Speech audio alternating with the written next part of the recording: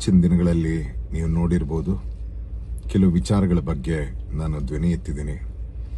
And ಅದು ಎಷ್ಟೋ ಜನಕ್ಕೆ ನುಂಗಲಾರದ ತುತ್ತಾಗಿದೆ. ಸೋಷಿಯಲ್ ಮೀಡಿಯಾದ ಬಗ್ಗೆ ಮಾತಾಡಿದ್ದೀನಿ. ಈಗ ನಡೀತಾ ಇರೋವಂಥ ಒಂದು ಏನು ಸೋಷಿಯಲ್ ಮೀಡಿಯಾದಲ್ಲಿ ಬೆಳವಣಿಗೆ, ರೀಲ್ಸ್ ಅಂತಾಗಲಿ ಅಥವಾ ರೋಸ್ಟರ್ಸ್ ಅಂತಾಗಲಿ ಅಥವಾ ಬ್ಯಾಡ್ ಟ್ರೋಲಿಂಗ್ ಅಂತಾಗಲಿ, ಇದ್ರ ಬಗ್ಗೆ ಇವತ್ತು ಸೋಷಿಯಲ್ ಮೀಡಿಯಾ ಅನ್ನೋದು ತುಂಬ ಜನಕ್ಕೆ ಒಂದು ಒಳ್ಳೆ ವೇದಿಕೆಯನ್ನು ಕಲ್ಪಿಸ್ಕೊಟ್ಟಿದೆ ಅವರ ಪ್ರತಿಭೆಯನ್ನು ತೋರಿಸೋದಕ್ಕೆ. ಅಷ್ಟು ಮಾತ್ರ ಅಲ್ಲ, ಸಮಾಜದಲ್ಲಿ ಆಗ್ತಿರೋವಂಥ ಅನ್ಯಾಯದ ಬಗ್ಗೆ ಅಥವಾ ಸಮಾಜಕ್ಕೆ ಬೇಕಾಗಿರುವಂಥ ವ್ಯವಸ್ಥೆಗಳ ಬಗ್ಗೆ ಒಳ್ಳೊಳ್ಳೆ ಪ್ರತಿಭೆಗಳು ಮುಂದೆ ಬಂದು ಮಾತಾಡ್ತಿದ್ದಾರೆ.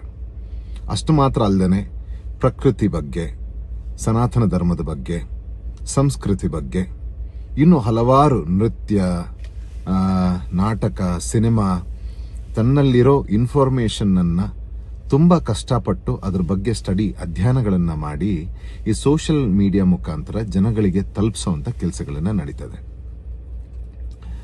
ಅದರ ಮಧ್ಯದಲ್ಲಿ ಇನ್ನೊಂದು ಬೇರೆದೇ ವರ್ಗ ಒಂದು ಹುಟ್ಕೊಂಡಿದೆ ಇವತ್ತು.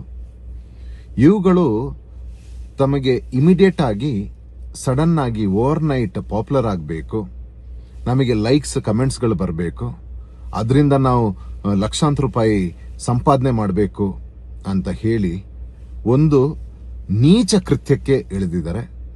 ಅದೇನು ಅಂತಂದ್ರೆ, ಹಲವಾರು ಕ್ಷೇತ್ರಗಳಲ್ಲಿ ವರ್ಷಾನುಗಟ್ಲೆಯಿಂದ ಕಷ್ಟಪಟ್ಟು ಇವತ್ತು ತನ್ನದೇ ಆದಂಥ ಹೆಸರನ್ನ ಏನು ಪಡ್ಕೊಂಡಿದ್ದಾರೆ, ಒಂದು ಸ್ಥಾನಮಾನವನ್ನು ಪಡ್ಕೊಂಡಿದ್ದಾರೆ.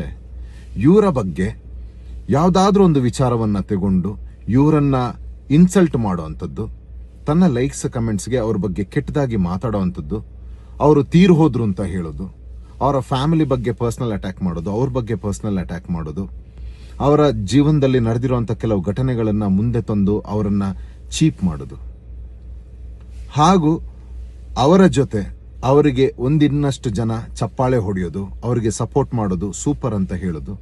ಇವರೆಲ್ಲ ಮಾನಸಿಕ ಅಸ್ವಸ್ಥ ಮತ್ತೆ ಒಂದು ವಿಕೃತಿಯನ್ನ ಇವತ್ತು ಸೋಷಿಯಲ್ ಮೀಡಿಯಾದಲ್ಲಿ ಮೆರಿತಾ ಇದ್ದಾರೆ.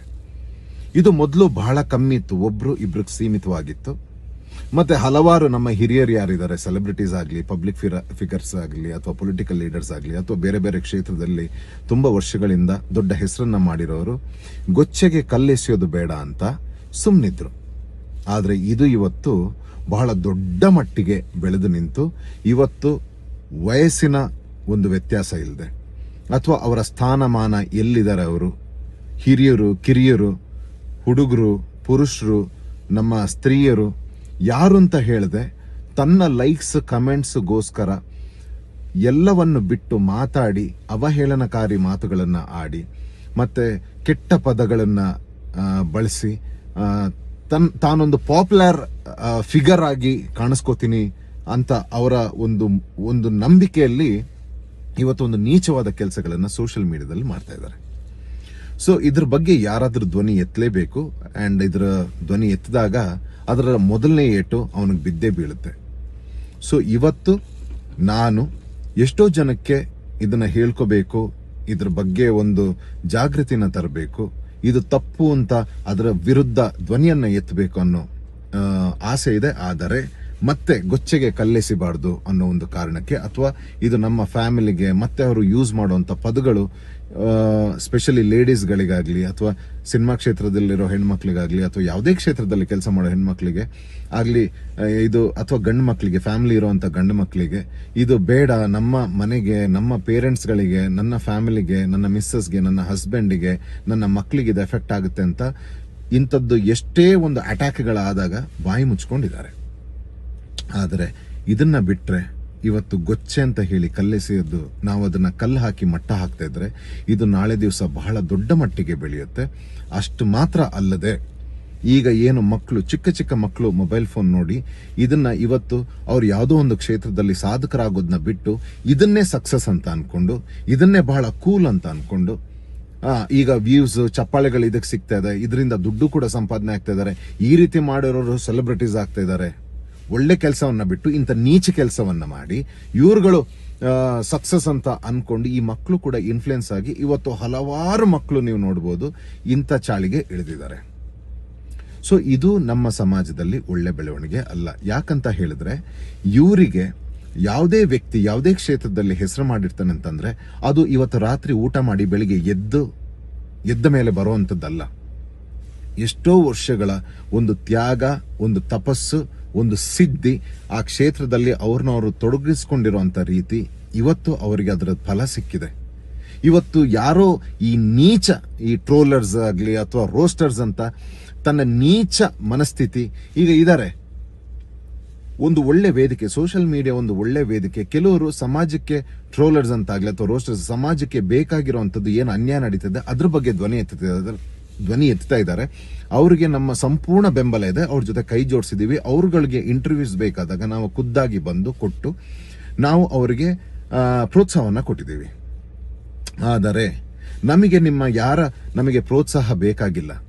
ಆದರೆ ನಮಗೂ ಸಹ ಕುಟುಂಬಗಳಿರ್ತವೆ, ಬೇರೆಯವ್ರಿಗೆ ಸಹ ಕುಟುಂಬಗಳಿರ್ತವೆ.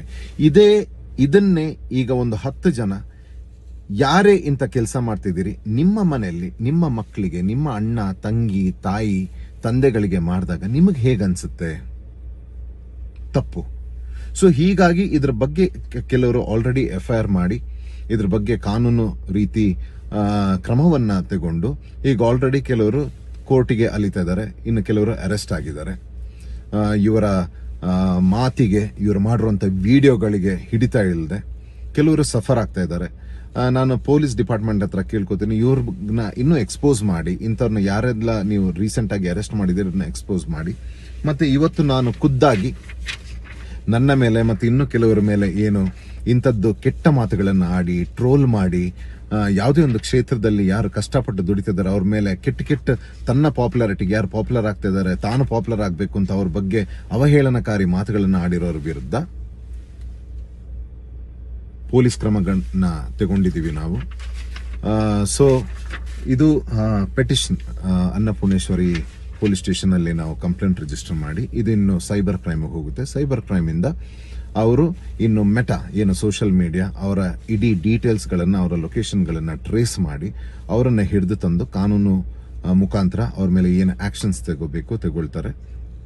ಸೊ ನಾನು ಈ ಕೆಲಸಕ್ಕೆ ಅಧಿಕಾರಿಗಳು ಕೂಡ ನಮ್ಮ ಜೊತೆ ಕೈ ಜೋಡಿಸಿ ತುಂಬಾ ಸಹಕಾರವನ್ನ ನೀಡ್ತಾ ಇದ್ದಾರೆ.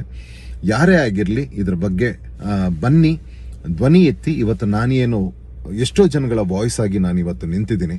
ಇದ್ರ ಬಗ್ಗೆ ನಾವು ಒಂದು ಹೋರಾಟ ಮಾಡಲೇಬೇಕು. ಯಾಕಂತಂದ್ರೆ ಮುಂದೆ ಈ ಮಕ್ಕಳು ಹೆದರಬಾರದು. ಸೋಷಿಯಲ್ ಮೀಡಿಯಾದಲ್ಲಿ ತನ್ನ ಪ್ರತಿಭೆಗಳನ್ನ ಯಾರದೇ ಆಗ್ಲಿ, ಈಗ ನಿಮ್ಮ ಮನೇಲಿ ಒಂದು ಪುಟ್ಟ ಮಗು ಇದೆ, ಅದು ಹಾಡುತ್ತೆ, ಅದು ಕುಣಿಯುತ್ತೆ, ಅದಕ್ಕೆ ಅದು ಜನರಲ್ ನಾಲೆಜ್ ಚೆನ್ನಾಗಿದೆ, ಪ್ರಶ್ನೆಗಳನ್ನ ಕೇಳಿದ್ರೆ ಪಟ ಅಂತ ಉತ್ತರ ಕೊಡುತ್ತೆ ಅಂತಂದ್ರೆ ಅದಕ್ಕೆ ಬೇಕಾಗಿರೋದು ಪ್ರೋತ್ಸಾಹ. ಯಾಕಂದ್ರೆ ನಾಳೆ ದಿವಸ ಬಹಳ ಒಂದು ದೊಡ್ಡ ಸಾಧಕ ಅಥವಾ ಸಾಧಕಿಯಾಗಿ ಅವರು ಈ ಸಮಾಜದಲ್ಲಿ ಬಹಳ ಉನ್ನತ ಸ್ಥಾನಕ್ಕೆ ಹೋಗುವಂತ ಚಾನ್ಸಸ್ ಇದೆ.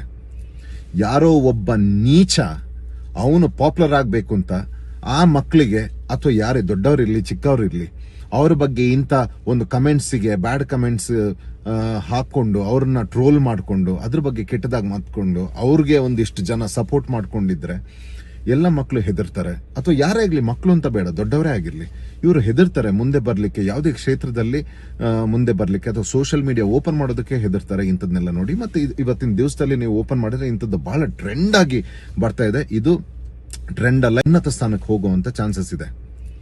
ಯಾರೋ ಒಬ್ಬ ನೀಚ ಅವನು ಪಾಪ್ಯುಲರ್ ಆಗ್ಬೇಕು ಅಂತ ಆ ಮಕ್ಕಳಿಗೆ ಅಥವಾ ಯಾರೇ ದೊಡ್ಡವರಿರ್ಲಿ ಚಿಕ್ಕವರಿರ್ಲಿ ಅವ್ರ ಬಗ್ಗೆ ಇಂಥ ಒಂದು ಕಮೆಂಟ್ಸಿಗೆ ಬ್ಯಾಡ್ ಕಮೆಂಟ್ಸ್ ಹಾಕೊಂಡು ಅವ್ರನ್ನ ಟ್ರೋಲ್ ಮಾಡ್ಕೊಂಡು ಅದ್ರ ಬಗ್ಗೆ ಕೆಟ್ಟದಾಗಿ ಮಾತ್ಕೊಂಡು ಅವ್ರಿಗೆ ಒಂದಿಷ್ಟು ಜನ ಸಪೋರ್ಟ್ ಮಾಡ್ಕೊಂಡಿದ್ರೆ ಎಲ್ಲ ಮಕ್ಕಳು ಹೆದರ್ತಾರೆ. ಅಥವಾ ಯಾರೇ ಆಗ್ಲಿ, ಮಕ್ಕಳು ಅಂತ ಬೇಡ, ದೊಡ್ಡವರೇ ಆಗಿರ್ಲಿ, ಇವರು ಹೆದರ್ತಾರೆ ಮುಂದೆ ಬರ್ಲಿಕ್ಕೆ, ಯಾವುದೇ ಕ್ಷೇತ್ರದಲ್ಲಿ ಮುಂದೆ ಬರ್ಲಿಕ್ಕೆ ಅಥವಾ ಸೋಷಿಯಲ್ ಮೀಡಿಯಾ ಓಪನ್ ಮಾಡೋದಕ್ಕೆ ಹೆದರ್ತಾರೆ. ಇಂಥದ್ನೆಲ್ಲ ನೋಡಿ ಮತ್ತೆ ಇವತ್ತಿನ ದಿವಸದಲ್ಲಿ ನೀವು ಓಪನ್ ಮಾಡಿದ್ರೆ ಇಂಥದ್ದು ಬಹಳ ಟ್ರೆಂಡ್ ಆಗಿ ಬರ್ತಾ ಇದೆ. ಇದು ಟ್ರೆಂಡ್ ಅಲ್ಲ, ಇದು ವಿಕೃತಿ. This is called a sadism ಮತ್ತೆ ಸೈಕಾಲಜಿಕಲ್ ಇಂಬ್ಯಾಲೆನ್ಸ್. ಇದು ಯೂತ್ಗಳು ಇದಕ್ಕೆ ಹೋಗಬಾರ್ದು. ಯೂತ್ಗಳು ಒಂದು ದೊಡ್ಡ ಸಪೋರ್ಟಿವ್ ಸಿಸ್ಟಮ್ ಆಗಬೇಕು for the constructive purpose. Social ಮೀಡಿಯಾನ ಯಾವ್ದಾದ್ರು ಕನ್ಸ್ಟ್ರಕ್ಟಿವ್ ಪರ್ಪಸ್ಗೆ ಯೂಸ್ ಮಾಡಿ, ಯಾವ್ದಾದ್ರು ಕ್ಷೇತ್ರದಲ್ಲಿ ಯಾರಾದ್ರೂ ಒಳ್ಳೇದು ಮಾಡ್ತಾ ಇದ್ರೆ ಅವರಿಗೆ ಸಪೋರ್ಟ್ ಮಾಡಿ. ನೀವು ಕೂಡ ಸಾಧಕರಾಗಿ, ನಿಮಗೆ ಕೂಡ ಬಹಳಷ್ಟು ಸಪೋರ್ಟ್ ಬರ್ತವೆ. ಆದರೆ ಯಾರೋ ಕಷ್ಟಪಟ್ಟು ಮಾಡಿರೋಂತ ಒಂದು ಚಿಕ್ಕ ಪುಟ್ಟ ಹೆಸರು ಯಾವುದೋ ಒಂದು ಕ್ಷೇತ್ರದಲ್ಲಿ ಅವ್ರನ್ನ ಅವಹೇಳನಕಾರಿ ಸ್ಟೇಟ್ಮೆಂಟ್ಗಳನ್ನ ಕೊಟ್ಟು ಹೀಯಾಳಿಸೋದು ಅಥವಾ ಅವರ ಫ್ಯಾಮಿಲಿನ ನೇರವಾಗಿ ಅವ್ರಿಗೆ ಹರ್ಟ್ ಆಗೋ ರೀತಿಯಾದಂಥ ವಿಡಿಯೋಗಳನ್ನ ಮಾತುಗಳನ್ನ ಬಳಸೋದು ಇದು ಸರಿಯಲ್ಲ ಅಂತ ಈ ಮೂಲಕ ತಿಳಿಸಿ ಯಾರು ಈ ರೀತಿ ಮಾಡ್ತಾ ಇದ್ದಾರೆ ಅವರ ವಿರುದ್ಧ ಕಾನೂನು ಕ್ರಮವನ್ನ ಇವತ್ತು ತಗೊಳ್ಳುವಂತ ಕೆಲಸವನ್ನ ನಾವು ಮಾಡಿದೀವಿ. ಇದಕ್ಕೆ ಈಗಾಗಲೇ ಹಲವಾರು ಮಾಧ್ಯಮ ಮಿತ್ರರು, ಡಿಪಾರ್ಟ್ಮೆಂಟ್ ಮತ್ತೆ ನಮ್ಮ ಮಾಸ್ ಪಬ್ಲಿಕ್ ಏನಿದ್ದಾರೆ ತುಂಬಾ ಸಪೋರ್ಟ್ ಮಾಡ್ತಾ ಇದ್ದಾರೆ. ಹಾಗೂ ಇಂಡಸ್ಟ್ರಿಯಲ್ಲಿರೋ ಎಲ್ಲ ಪೊಲಿಟಿಕಲ್ ಲೀಡರ್ಸ್ ಆಗಲಿ ಅಥವಾ ಇಂಡಸ್ಟ್ರಿಯಲ್ಲಿರೋ ಆರ್ಟಿಸ್ಟ್ಗಳಾಗಲಿ ಅವರ ವಾಯ್ಸ್ ಆಗಿ ಇವತ್ತು ನಾನು ನಿಂತಿದ್ದೀನಿ, ಈ ಕೆಲಸನ ಮಾಡ್ತಾ ಇದ್ದೀನಿ. ಇದು ಇವತ್ತಿಗೆ ಇನ್ನು ಮುಂದೆ ಇದು ಒಂದೇ ರಾತ್ರಿಯಲ್ಲಿ ಆಗುವಂತ ಕೆಲಸ ಅಲ್ಲ. ಇದು ಸ್ವಲ್ಪ ಟೈಮ್ ತಗೊಳ್ಳುತ್ತೆ. ಆದರೆ ಎಲ್ಲರೂ ಕೈ ಜೋಡಿಸಿದ್ರೆ ಇದು ಆದಷ್ಟು ಬೇಗ ಇಂಥ ಒಂದು ನೀಚ ಕೃತ್ಯವನ್ನು ನಾವೆಲ್ಲರೂ ಸೇರಿ ನಿಲ್ಲಿಸಬಹುದು. Thank you. ಜೈ ಶ್ರೀ ಮಹಾಕಾಲ್.